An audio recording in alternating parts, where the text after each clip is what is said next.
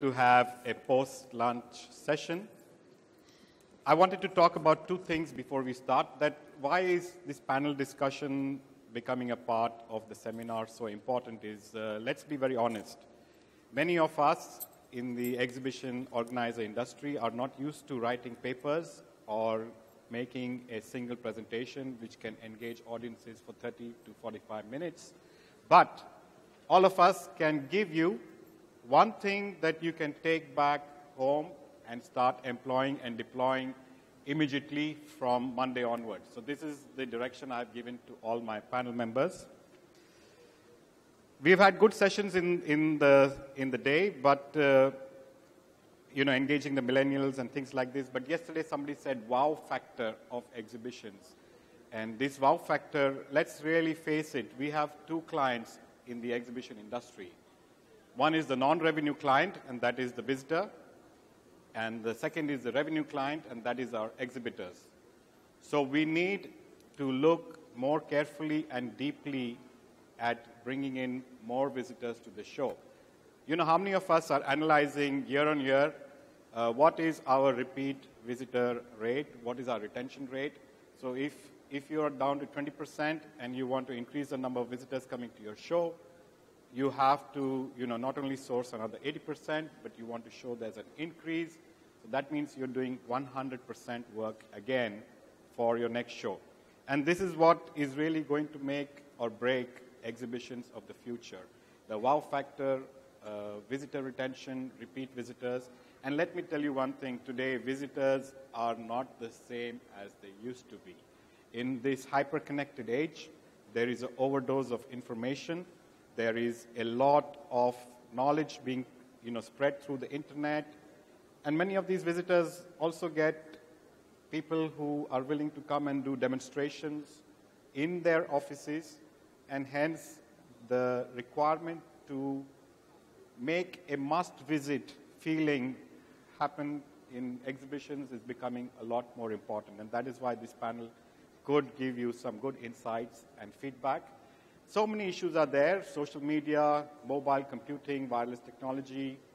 What are the new skills we have to learn to do all this? Are there case studies which have actually worked? What works? Entertainment and gaming, is it becoming a part of business events? What is allowed, what is not? Ambience, lighting. We, per se, in my company, we are working a lot on pre-registration of visitors. So just to share some numbers, in the last show, we pre-registered 33,000 people who said, yes, we will come to visit the show. So as an exhibition organizer, I should be feeling very happy. I have pre-registered 33,000 people, but believe me, when we actually did the mapping, it was down to 18 to 25%, which we are seeing. So if pre-registration is the thing that we're looking at, how can we engage these audiences to ensure that they just don't say yes, they will come, but they actually take the effort and come to the show. So this is what are the things that we are going to discuss. But engage, engage, engage. That seems to be the mantra. And with this, I'll start with Andrew. Can you engage this audience and wake them up? With pleasure, Mr. Moderator. Good afternoon, everybody.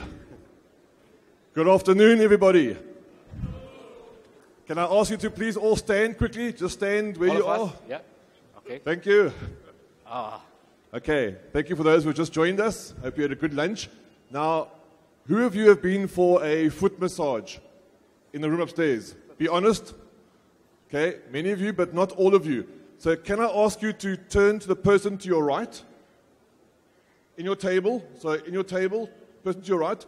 Put your hands out. So Nagendra, right is Yogesh. Both hands. For you. For Yogesh, it is the next person. Now put your hands on the person's shoulders. Okay, us two. Let's do the, yeah. Both hands. Yeah. So and give them a nice massage. Okay. Massage their shoulders for them. All right. All right, did you all get a massage? Oh, all on your own. Somebody better go and help you just to massage your shoulders sometimes. Okay, take your seats, please. Thank you. Thank you, Andrew. That, engage. This is something that is really required, how to engage your audience. I just want to ask one or two questions. How many exhibition organizers in the room? How many exhibition organizers? So I see a lot of hands going up. How many venue owners in the room? So primarily, the people who did not put up your hands, I'm assuming that you are in the service segment, but primarily the role of exhibition organizers and venue owners is to ensure that they work together for this wow factor. And all of you who didn't put up your hands have to support them to make sure this happens, because believe me, the future is only going to be where an exhibition or conference will create a wow factor for people. Otherwise, it's just going to lose interest, because year on year, content is so critical to build these events. So starting this session, I will start from my left. We have Mr. Jaudanagi. He's Director of ITC Paris and also building a new center in Paris with multiple hotels. So I'll call you Mr. Zhao because I have two Nagis. Yeah, Zhao. So, Zhao, so can you please give in some inputs on what is the future of emerging events, Expocon?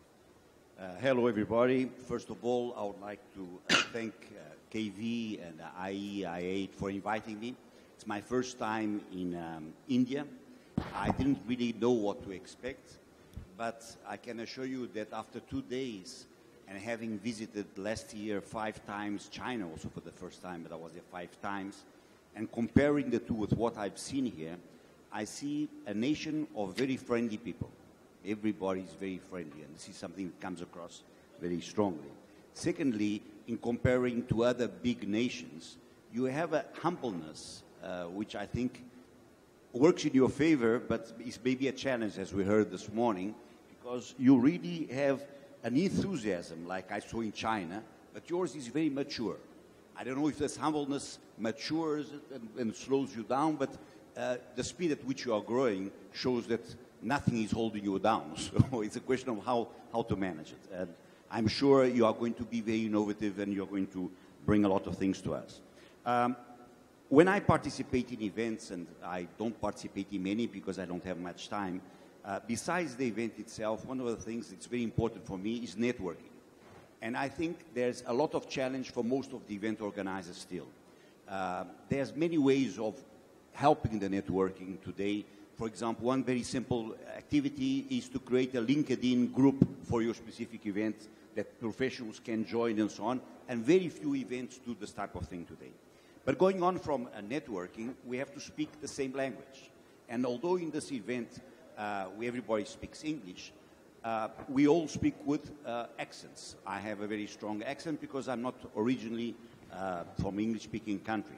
And we have people like my good friend Andrew, who is from an English-speaking country, but also pronunciation in regards to everybody. So I think one of the big novelties that is going to take us a bit by surprise in the next 2 to 3 years are the apps for translations. These apps are coming onto the market very fast, and you can really get instantaneous translation from this app. And this will create a lot of new participants to events. In my country, for example, Brazil, many people, wealthy people, people that are leading companies, don't participate in international events because they can't speak any other language besides their own. And once we offer them this type of ease of access, you'll see a lot of new participants, which is a very good news for us, but it will force us all to start speaking our native language, because the translator does not accept all our mistakes in somebody else's language. Besides that, and being very fast, I think I've heard here these last few days something that frightens me a little bit, and I've heard this in my own country and others. A lot of talk about construction of new venues. And I think if we look at existing venues in any country in the world, we'll find out that more than 50% of them are bankrupt. If they are not sustained and held up by the municipalities, they'll shut their doors. So I would caution everybody to really try to fill the existing venues right now. And when you are building new venues, think about these venues in relation to what the need of the visitors. Ashish was very correct in saying that in the end, if there's no visitors, there is no participants. And what happens today? When you have an event of calendar that happens every second or every third year, the hotels get aware that this event is happening, and they start increasing their prices. And sometimes they increase the prices way above the capacity of the participants to go, so you see attendance to the event start falling down. So what is going to happen now in the future, and we believe in it so much so that our company has really put on the table a lot of money for this. We are building an event center which will have on-site over 2,000 hotel rooms, 3, 4, and 5 stars, which we will control the prices. We'll actually be the only event center in Europe of that size with nearly 70,000 square meters of meeting space that has direct control of over 2,000 hotel rooms. In order to try to make it more attractive for meeting planners to choose our site, because their visitors will be better cared in the years to come with price. So it's not only building the event center or the venue center, the exhibition center, it's everything around that makes the experience for the visitor better. And I think that this will be a big driver in the future. It will steal a lot of business from other centers, which will even have a more difficult time. So I think that the way of developing event centers has to be reviewed.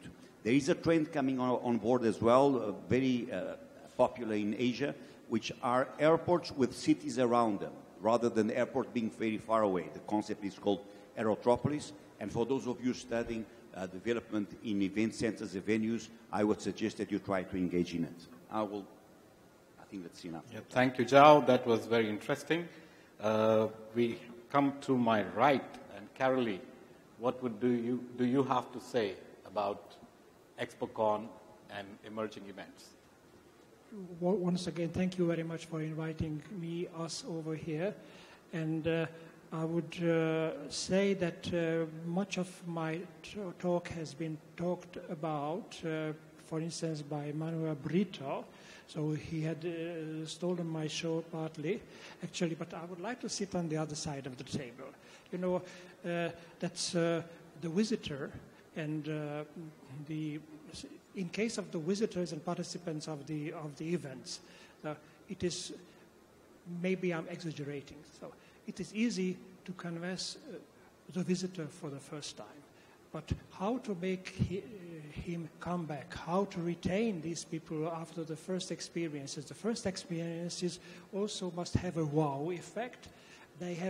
These visitors must be engaged to the extent that they shall be multiplicators of the future events, for the future events. I would, to some extent, disagree with Ashish about that they are non-revenue elements. I think they are more and more, so increasingly becoming a direct revenue makers. I have an example from one of our member companies who had been struggling to organize an electronic game show for a long time because they said that the generation, the teenagers don't really come to fairs. But then when they started a new format, they have got plenty, say tens of thousands of visitors, now about 60,000 visitors, and in fact in their portfolio of 40 to 50 fairs a year, the entrance ticket is the highest priced for this fair, because that means that even those youngsters who are sitting throughout the year behind the monitor and they're playing at home and they individually, at least they decide to come together once a year and spend, say, 3 times higher price than the general price for the same organizer. So you must have an opportunity to create a kind of a wow factor, a very, very important factor of how they feel. One more example, and then I finish it. So, the visitors usually don't remember what information they have received at the stand, but they will definitely remember how they were received, how emotional factors have been influencing. So what have reached their amygdala. Thank you. Thank you, Carolee. I now just go in line. Deepak, you are the writer of the book Experiential Events, which is now trending on Amazon. And you have vast experience both in media and events, with cluster events. So what would be your take on emerging formats of events? Thank you so much. a time after lunch, the first session, you know, very good lunch, a nice venue. We have a tough task to keep everybody active. I think this is very much representing the Expocon business. Well, Expocon, I've been in this trade for 2 decades now, 20 years. This is our 20th year in the trade. Late 90s, we had to announce an exhibition or an Expocon. We were worried about gate crashing. We had to be prepared for gate crashing. That was the time. The scene changes. Sometime in 2008 and 10, we had to take media, advertisements in the press and the electronic media. The prices started shooting up. That was the point. And then email shots. We had a fair number of participation of guests. But no metrics, no audits, nothing was there in this trade. I'm talking about Indian perspective in specific at this point. Scene changes, 2012, 13, 14. I come from a background of organizing cluster expos. I'll explain to you what is that. Now, 13, 14, 15, we realized we are not going to be in trade soon. I was thinking we need to shut shop. That at the time, we engaged with a startup data scientist team, and we created a 75-point charter on exhibitor and visitor behavior modules. That actually set the ball rolling for us to roll out a digital platform 2 years back. Now, the startling revelations of that was, the expectations were quality takeaways. There are 3 people involved, the organizer, the exhibitor, and the visitor. Quality takeaways, right? Let's take the entire sphere. I'm not getting into details here. Second, experiences that is trending and futuristic. Right from the time somebody reaches the venue, somebody is there at the registration desk, somebody goes to a concurrent event, somebody goes to a stall. The experiences. And then, knowledgeable exchanges and very, very powerful articulation. These were the 3 primary stuff that came into play in our research. Well, the second point was even more startling for us was, the customer today, I'm talking about the visitor, is over-informed. Everything is available to the visitor on a tab. That was one. Second, invariably we end up over-communicating to the visitor. That was a problem which came up. Third, the visitor gets irritated by so much of bombarding of emails and SMSs that we do, repeatedly of the same information, right? These were 3 very, very intrinsic problems that came up. Immediately we had a water. Water is a very critical commodity. In India, of course, yes. The world over, definitely. Now, we had a waterboard expo that was taking place, a cluster expo. This was attended by around a couple of 2,000 people. It was a cluster small expo. Then we did a pre-polling exercise with the people. Let me tell you one more point here. I realized doing an app was not really getting us the desired mileage we wanted, because people don't want to download an app for various reasons. So in this water expo, we did a pre-polling with a select set of people, and the observation was, Ashish, I shared it to you on the bylines, 30% of the audience were keen to know something about Hyperloop in a water expo. We just we put up some points. The suggestions was, what is Hyperloop? What is this?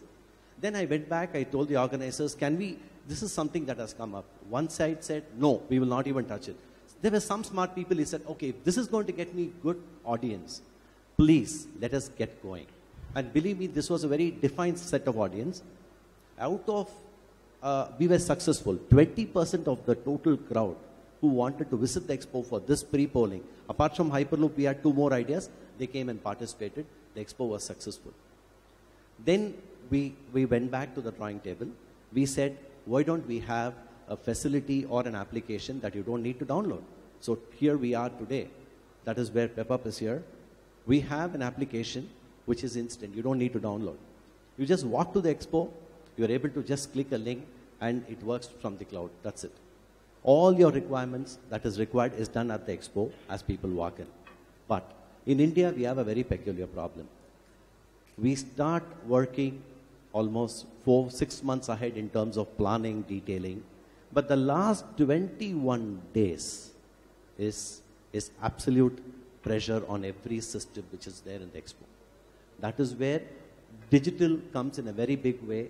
I'm talking a little bit about artificial intelligence. I'll keep it for the next round if it comes up, where AI can actually play a very big role in terms of connecting with people, giving them the right information they want. If I'm going to an expo, I may be interested in books on media.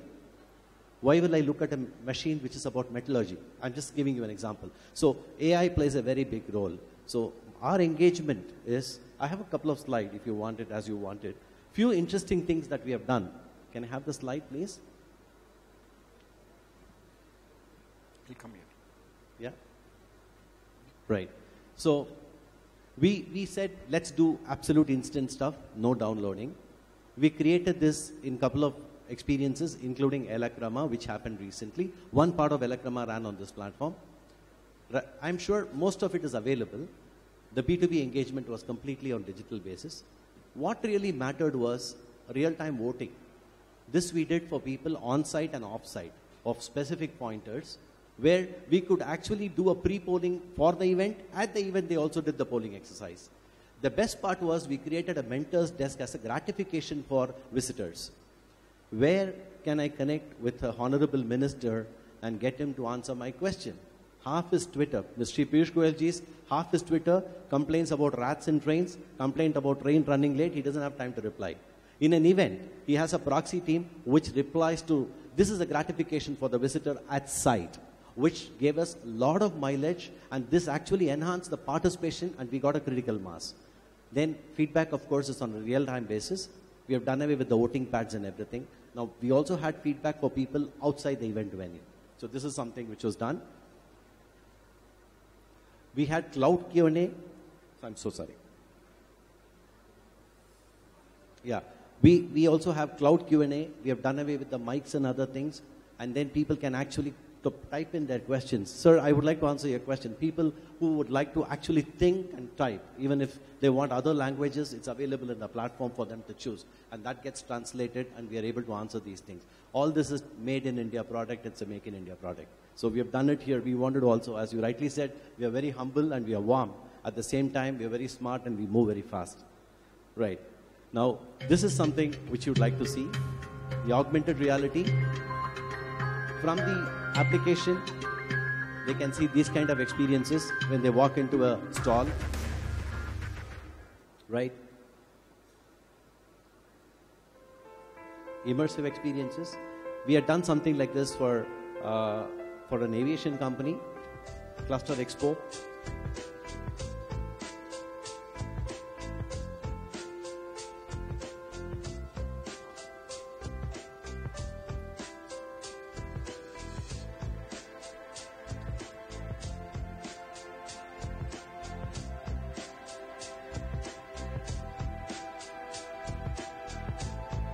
These teasers are sent to clients before the events, so Expocon, so they really know what they're really looking forward to. And then experiential engagements. This is today basic stuff, but this is something again we do. This can be applicable for products, systems, solutions, everything, right? I'll go to the next one. We also did for the first time an exhibition television channel. This we did more for the exhibitors as a value add. And this got monetized too. We created a full-fledged studio. We had an exhibition TV channel. We ran it typically like a news channel. And believe me, we had a clog of advertising that came. This is a private exhibition channel inside that exhibition? Inside that exhibition. Only for that exhibition? Only for that exhibition. But this got linked to our platform. So people could view it from anywhere also. So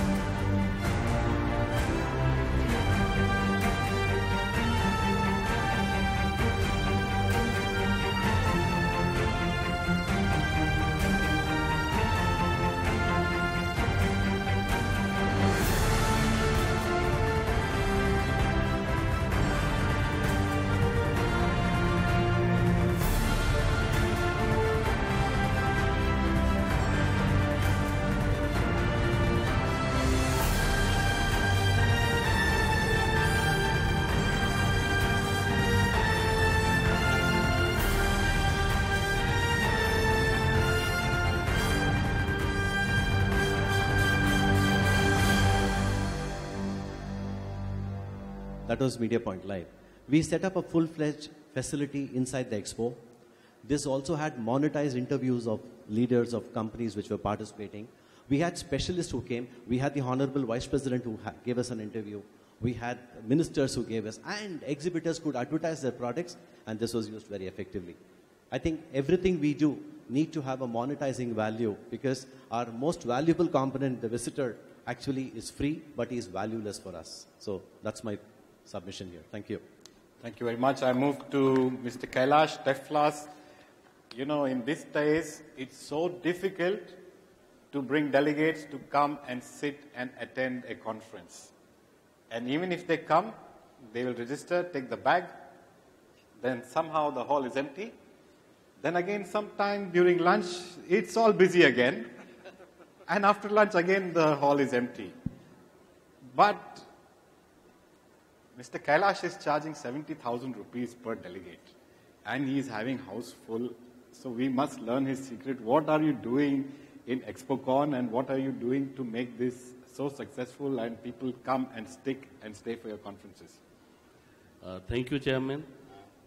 I must thank IEIA Chairman and all the executive board members for such a wonderful experience in the last 2 days.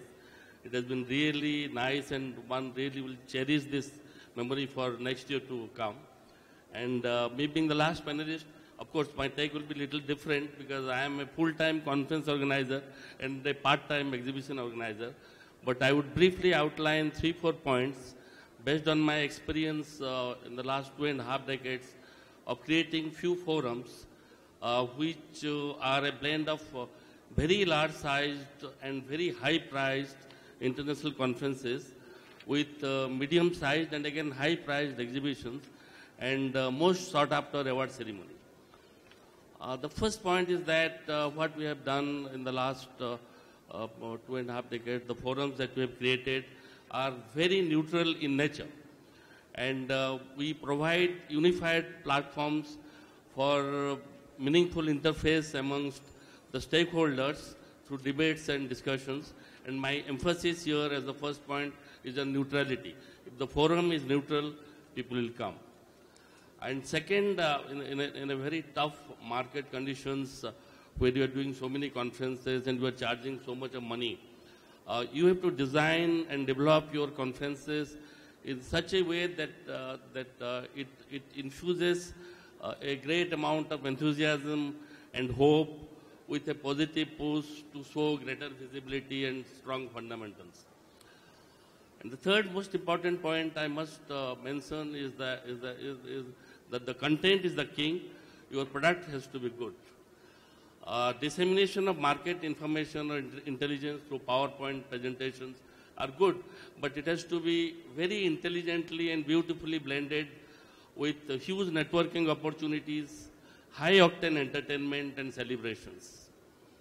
We must not forget that, as Ashish has pointed out, that now where the events are competing with freely available knowledge sharing platforms enabled through internet, you know. So this really changes the rules of the game.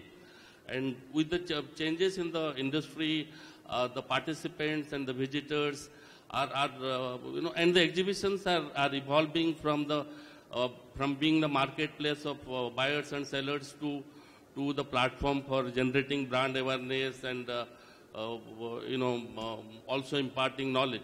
So we have to really be very innovative, and my point is that innovation is the key to sustain the interest of the people. Thank you, Kailashji. I'm going to come back to you and, get you to say more, because you said a lot of things without revealing anything. You said innovative, intelligent, but I will come back to you. And you're not the last. I have Andrew from South Africa, and you're going to tell us about what are you doing over there to engage audiences and the emerging formats of Expocon. Thank you, Ashish. And just also my thanks to KV and the team for hosting us. It's really been great to be here.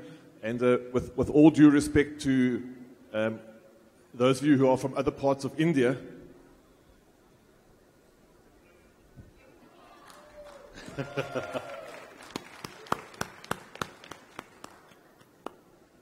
was fortunate to go and watch the Sunrisers beat the Royal Challengers Bangalore this past Monday.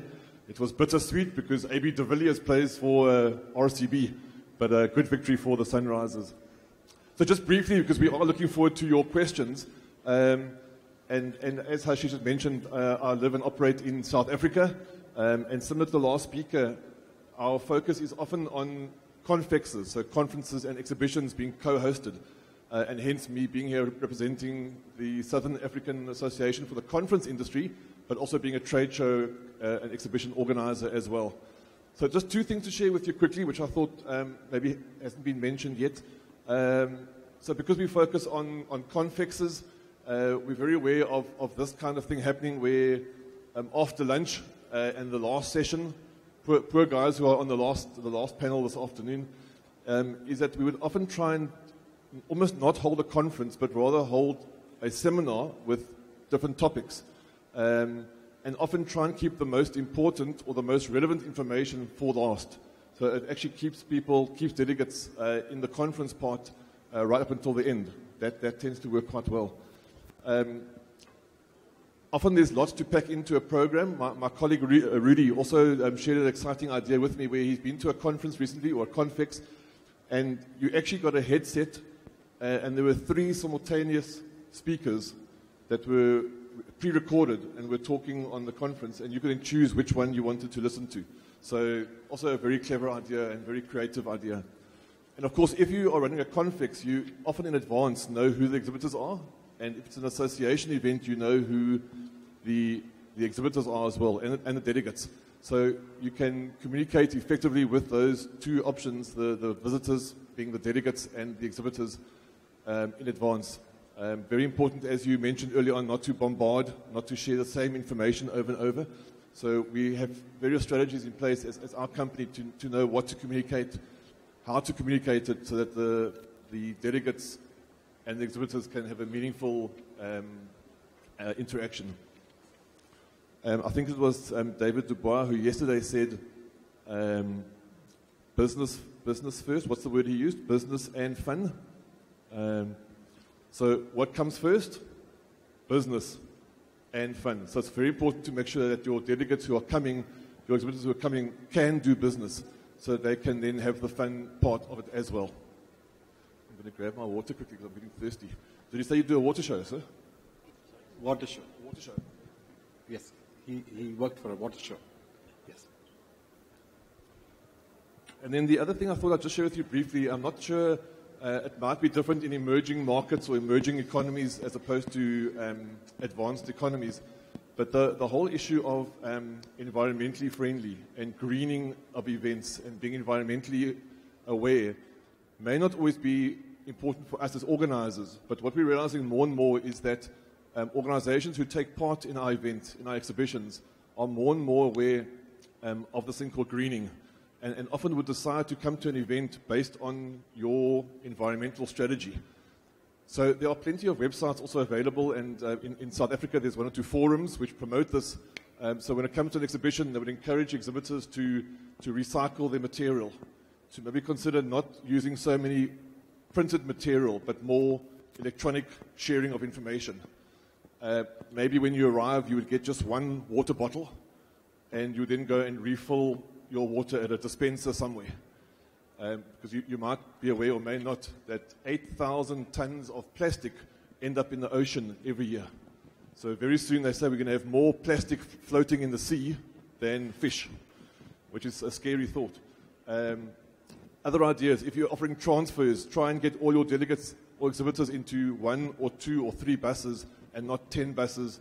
It helps with the less carbon dioxide being shared into the atmosphere. So those kind of things we're finding as organizers might not be high on our agenda, but like I say, you start finding that corporations and corporates are starting to have more and more of a footprint around greening and sustainability. So I think, Hashish, let me stop with those 2 points, and we look forward to receiving questions from the audience. Thank you. So thank you, Andrew. Before the audience asks some questions, I want to do some probing with all my panelists. Kailashji, you say you are a full-time conference organizer and part-time exhibition organizer. So what do you see? You see are all kind of exhibitions, is it possible to have a conference with it alongside? How to design the content? Because you told me something you didn't tell in the audience. In his conference, he gets speakers who talk about market trends, and people are actually, deciding buy or sell based on these speakers' inputs to write to them at the audience. So this is where he specializes in getting the right speaker and speaking on the most relevant topic that engages the audience. But, what would be your advice? Should everybody have a conference now with their exhibition? What is the emerging format? Or See, I'll just try to point out two, three things about the conference. That first thing is how you have positioned yourself from the very beginning, and who are the speakers, that is, what is the content. Third, who are the participants, the industry leaders. That means they are the decision makers. And if there are good speakers and there are decision makers who are the chairman and managing directors of the company, and the persons who are participating as delegates paying 75,000 a lakh of rupees are having absolutely direct access to the decision maker who has got the ability to take decision within those 2.5 days or 1.5 days time to buy his product. And that person is also there to whether sell it or not. So business opportunities are enormous, networking opportunities are enormous, and the content, the market intelligence, the speakers that they provide. I have seen during my conference, people are talking on the cell phone, buy, sell, stop, wait. And the kind of money they make during those 2.5 days are enormous. So that's why there are people who come back to our conference are almost 95%.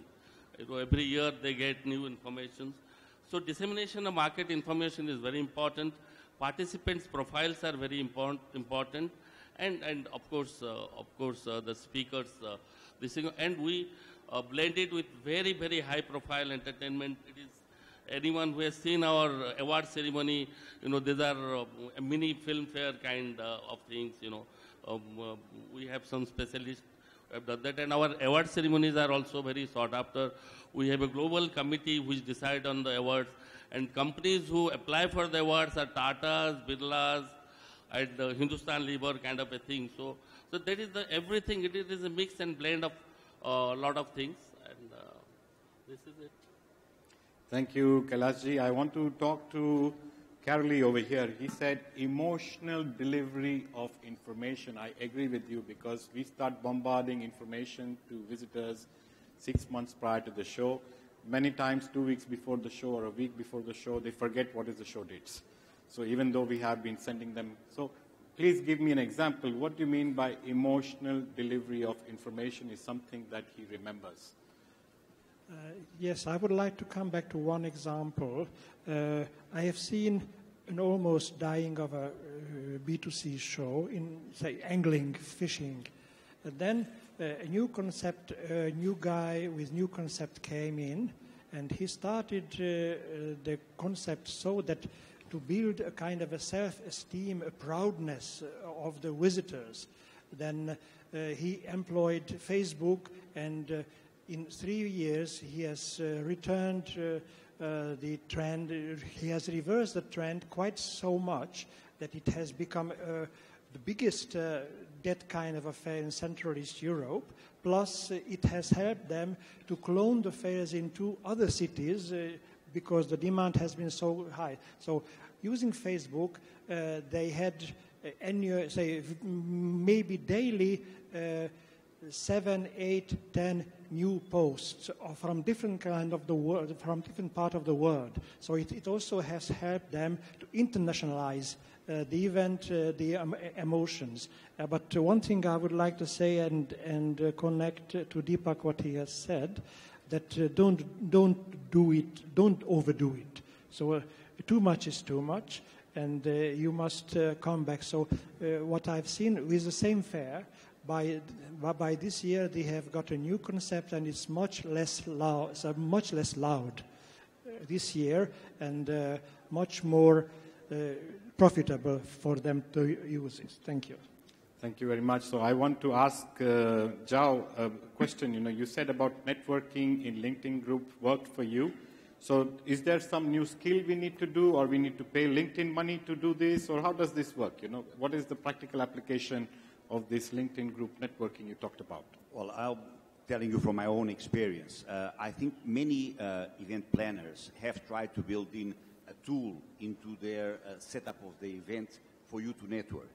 But I don't think busy people have time to learn new tools and so on. So I think that we should use the benchmarks which exist in the market rather than trying to reinvent the wheel.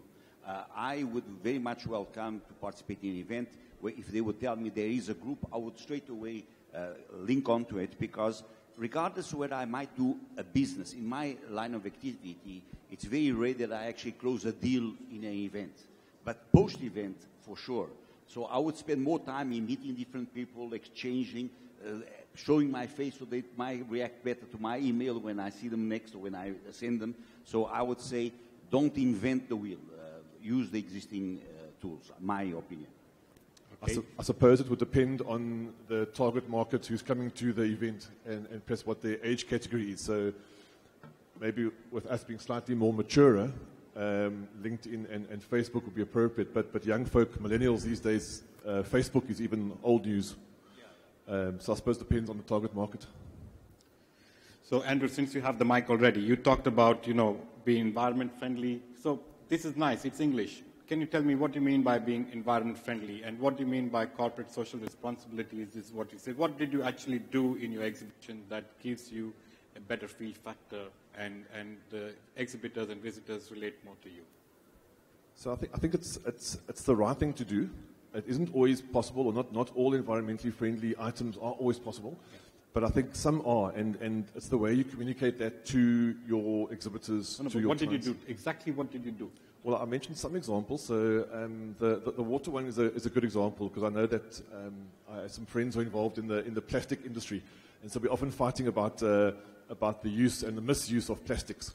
So what we've done in some of our events is given people a travel mug or a travel glass, a cup, and then had dispensers where people go and refill their water, as opposed to having 20,000 bottles of plastic water. How can I brand this, in my exhibition? This is just a good operating practice that I can do, but how do I brand this into my exhibition and let people feel that, okay, this is something that happens here, yes, and that is why it's a better place to go? Yes.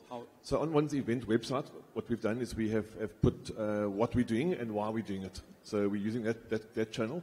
And also at the exhibition, we'll have a stand or a branding that will explain why we're doing it. Of course, one could brand the mug or the glass, but I think the communication to your client or the exhibitors or visitors is very important, so they can also understand why you're doing it. And like I say, some things are possible, like the example I've shared now. Other things are not always practically possible. Good. Thank you very much. Deepak, coming to you, you said two things which are very interesting. One you told me personally, and you didn't tell the audience, is you did a radio station for the Electrama, and you did a private TV channel in Electrama, and then you said some magic words, which all exhibition organizers like. You monetized it and made money for exhibitors. So please tell me, what is this monetization that you do? How much money did you make? And what's in it for exhibition organizers to take this up as a routine thing? Right. I have a very good background in television business also. Before my own business, I had worked in the television and the radio. So I know how the whole industry works. Today, in an expo channel, television channel, right, there is a basic cost which we share it with the organizer, and that cost has to be paid by the organizer. Then, from there on, the studio set, the manpower, the best of solutions are all given, and we also have a platform where it gets connected, and we convert the entire content into a platform-enabled content, and that goes on. Now, we have branded news breaks. We have live depends for brands. We have interviews for, let's say, excuse me for taking a name, let's say Honeywell. You have the managing director of Honeywell. The Copcom contributes certain money to the organizer, and the managing director's interview is taken on that. And then you've got advertisements which run, typical commercials and ad breaks, those things happen. And then people also use slots in radio and television to promote their demonstrations. TV uses for live demos. So we use it for live demos. We also have something at a premium price where the studio with the camp setup goes to the stall. And there is an activity that happens there in the stall, and all that is paid for. So that is what I said in terms of monetizing. No, I just want to understand what was the value of the monetization that we would leave it here. I didn't really want to share it at this point. I also would like to know how much money we could make extra. Right. That, I think... okay, you'll take it offline. That's all right with me. So we just have time for a few Q&A from the audience. If anybody wants to pick the panelist's brain, I'll be happy to take some questions. And in the last, I will ask each one to give one idea back to the audience that they can take back home, that from Monday start doing this. So anybody have any other mics ready? Is the mic team ready? Anybody has any questions? Okay, one question here. Gentleman in the blue shirt.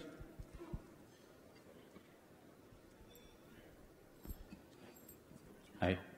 Hi, my name is echoing. My name is Ravi Kiran, and this question is for Andrew or anybody else, specifically because he spoke about environmental consciousness. I want to understand what the industry or the organizers are doing to reduce the usage of printed brochures or marketing materials, which may be in contributing to a lot of wastage of paper, particularly since it's also well known that most visitors don't really carry back the brochures with them when they go home. I think I can help Andrew on that. Internationally, I see very few printed brochures being distributed. And there are many apps that are available which connect to your RFID-enabled badge. And you touch that point in that company's display information, and the information gets emailed to you. So this way, you also have it patient in your email, because now we are all addicted to communication on computers. And we want to save and refer to it sometime in the future so we can find it easily. So internationally, nobody is carrying printed brochures back from anywhere that I have seen around the world. The next step may also be, and I'm sure we spoke earlier on about there must be apps, but consider how many business cards have been passed around over the last 2 days. It must be thousands of business cards which have been printed. So to have an app on your phone, so we're talking theoretically now, because I don't have this app on my phone, I could say, let me take a scan of your card and then keep it. I don't need it, because otherwise you must hand out 500 business cards while you're here for 2 days, as an example. Yeah. Right. The thing that is actually in vogue now is, typically you see an Ola app, right? An Uber and an Ola. You really know where is your car, the taxi that's coming to pick up. That is very much possible in an Expocon. When I'm sitting, if all are registered delegates, I could actually see and understand who is sitting on my left, who is sitting on my right. And you can always make a request, and the card digitally can get transferred and copied. That is available, one. And as Ashish rightly said, there are RFIDs enabled touch, which comes to your mobile phone. You have content on demand, which also is monetized. Content on demand. So that is also really possible. So I just thought I'll add a point to that. So any other questions? One more at the back there. Yeah, the mic is already there. Thank you very much. The session chair, very good afternoon to you, all of you, and the panelists too. At the very outset, I need to give one question to any of the panelists.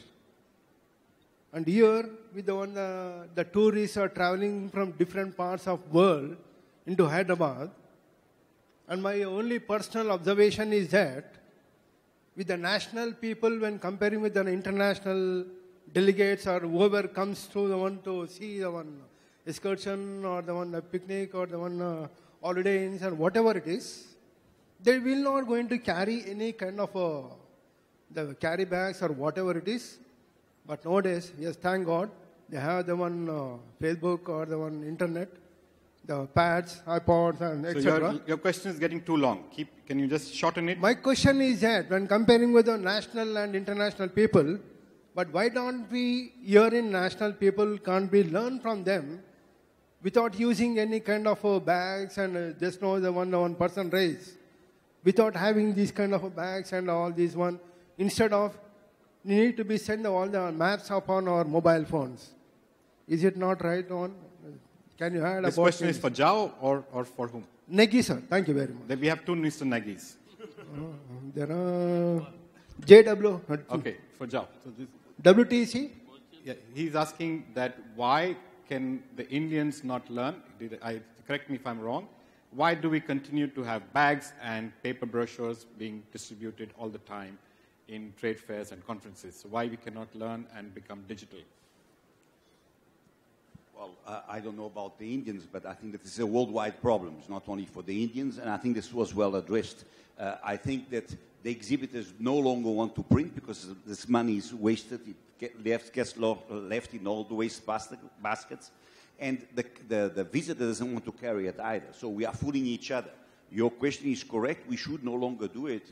But I think it's up for the exhibitors to learn, for example, if I'm exhibiting in India, which are the apps that the Indians are used to use. Because each different country has different apps that you are using.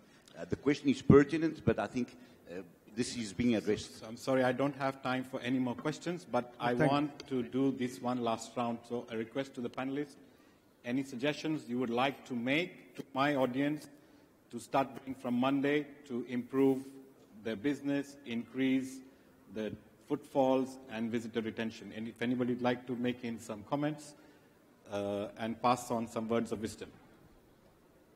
Kailashi, you want to say something quickly? Yes. To my mind, in addition to transacting business through these conferences and exhibitions, participants, exhibitors, visitors, everyone now wants to be entertained. They want to be amused. They want to be surprised. You see, spectacle is not just enough, and spectacular is probably for a moment or two, till something very arresting shows up.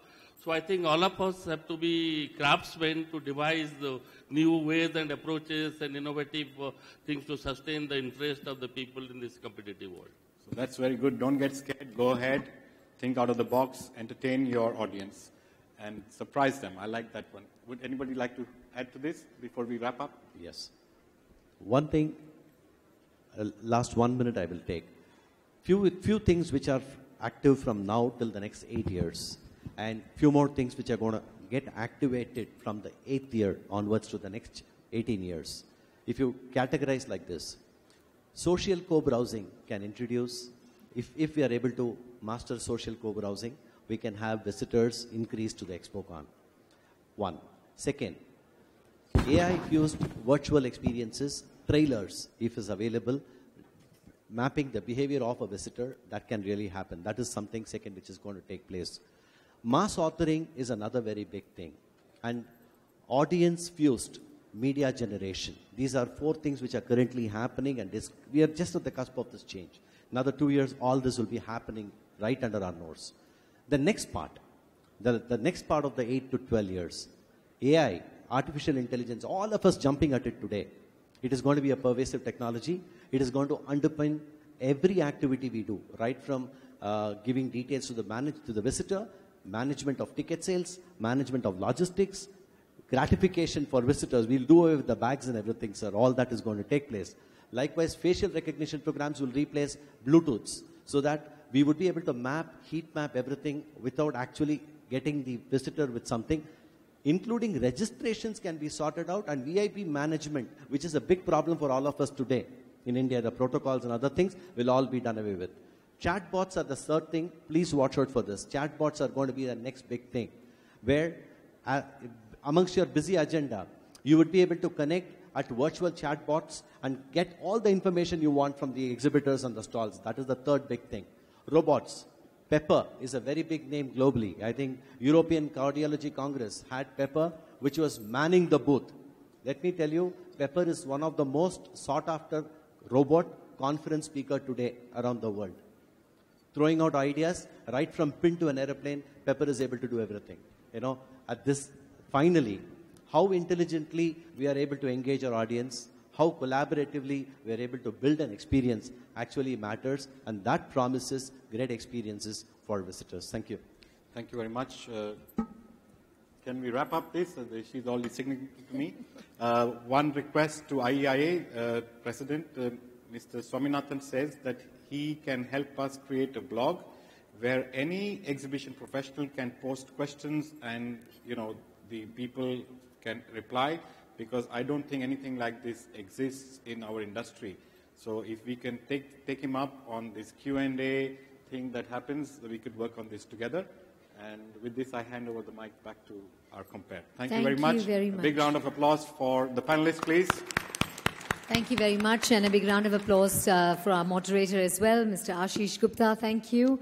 Thank you to our panelists, Mr. Karole Nagy, Mr. Joa Nagy, Mr. Andrew Binning, Mr. Kailash Singh, and Dr. Deepak Swaminathan. I'm going to request Mr. Yogesh Mudras, Managing Director, UBM India, to please come on stage and hand them each a token of our appreciation and gratitude.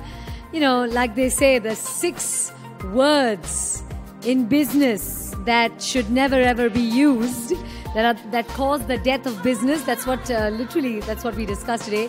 We've always done it like this. Those are the 6 words in business that really do cause a lot of harm, and we discussed how we can innovate, how we need to come up with bigger, better, more ideas. Fantastic.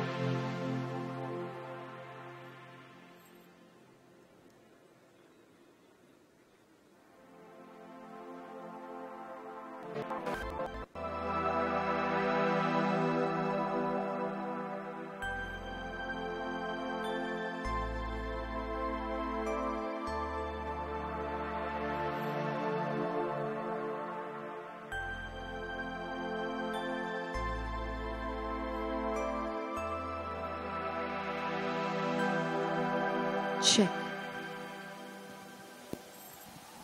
Once again, thank you very much to our moderator, Mr. Ashish Gupta, and all our panelists.